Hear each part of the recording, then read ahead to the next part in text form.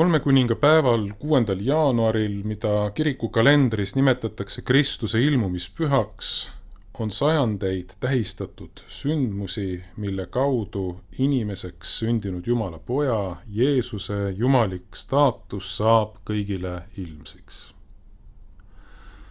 Need 3 sündmust on hommikumaa tähetarkade külastus Jeesuse sünnikohta Petlemmas, vee muutmine veiniks pulmapeol Kaanas ja Jeesuse ristimine Jordani jões, mis saab teoks ristija Johannese käte läbi. Varakirikliku antifoni tekst selleks päevaks räägibki neist 3 imest. Tribus miraculis ornatum diem sanctum colimus. Hodie stella magos tuxit ad presepium. Hodie vinum ex aqua factum est ad nuptias. Hodie in Jordane a Ioanne Christus baptisari voluit, ut salvaret nos.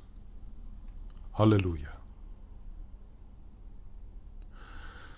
Kirikupühade paiknemine ja rõhuasetus kiriku aastas on aja jooksul muutunud. Kuni aastani 376 tähistati Kristuse inimeseks sündimist just 6. jaanuaril. Alates 376. aastast saab see püha endale koduks 25. detsembri. Seos jõulupühadega on aga selgelt säilinud. Hommikumaa targad on ju Jeesuse inimeseks sündimise vahetud tunnistajad. Traditsiooni tarkusest usutakse, et just 6. jaanuar oli Jeesuse ristimise päev. Jeesuse jumalikkuse ilmsiks saamisega on vahetult seotud tema esimene avalik imetegu. Vee muutmine veiniks Kaanapulmas. Nüüd saavad need 3 imet 6. jaanuaril kokku veel vaid selles kaunis keskaegses tekstis. Sest tänapäevases kirikukalendris tähistatakse Jeesuse ristimist pühapäeval pärast 6. jaanuari. Samuti on omale uue kodu leidnud Jeesuse esimene imetegu Kaanapulmas, mida seostatakse Jeesuse avaliku tegevuse algusega. On omamoodi arusaadav nende imede lahutamine ja erinevatele päevadele paigutamine, sest 3 imet ühe päeva kohta tundub kuidagi liiga palju. Tükkideks võetuna saab igasse imesse põhjalikumalt süüvida ja neid tõhusamalt seletada. Ometi tundus mulle, et 3 imet koos just selles ühes päevas moodustavad teatava konstellatsiooni, mis omab võtmerolli Jeesuse loo avamiseks. Sestap saigi see tekst 2015. aastal tõlgitud ja viisistatud. Kuna tegu on õhtupalvusesse ehk vesprisse kuuluva Maaria kiituslaulu antifoniga, siis kõlab antifoni järel tekst Luuka evangeeliumi 1. peatükist. Kolm imet kaunistavad pühalikku päeva, mida me tähistame.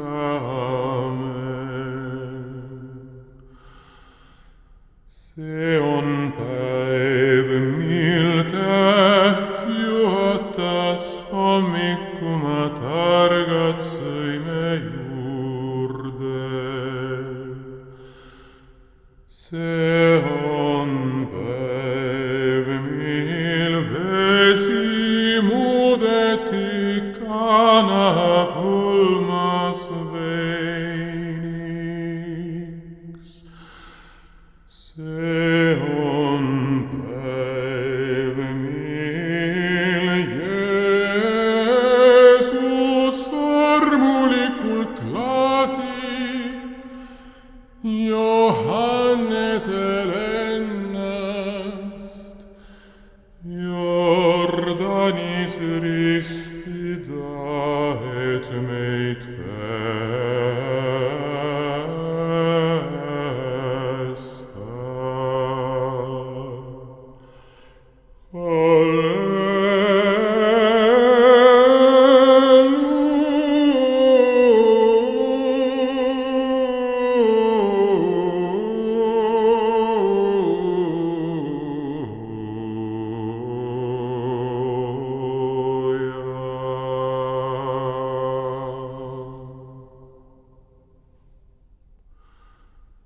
Minu hing ülistab Issandat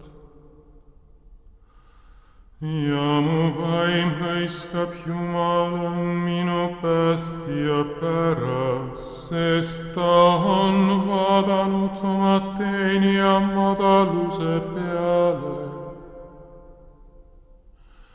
Sest vaata nüüdsest peale kiidavad mind õndsaks kõik sugupõlve, sest mulle on suuri asju teinud vägev. Ja püha on tema nimi ja tema halastus kestab põlvest põlveni. Neile, kes teda kardavad, ta on näidanud oma käsi varrekandust. Ta on pillutanud need, kes on ülbed oma südame meelel. Ta on tõuganud maha võimukad troonidelt ja ülendanud alandlikke. Näljaseid on ta täitunud heade andidega, ent rikkad saatnud minema tühja. Ta on võtnud oma hooleks oma sulase Iisraeli, pidades meeles oma halastus, nõnda nagu ta on rääkinud meie vanematele, Abrahamile ja tema järglastele igavesti. Olgu Isale ja Pojale ja Pühale Vaimule, nõnda kui alguses oli, nüüdki on ja jääb igavesest ajast igavesti. Aamen. Kolm imet kaunistavad pühalikku päeva, mida me tähistame. See on päev, mil täht juhatas hommiku ma targad sõime juurde.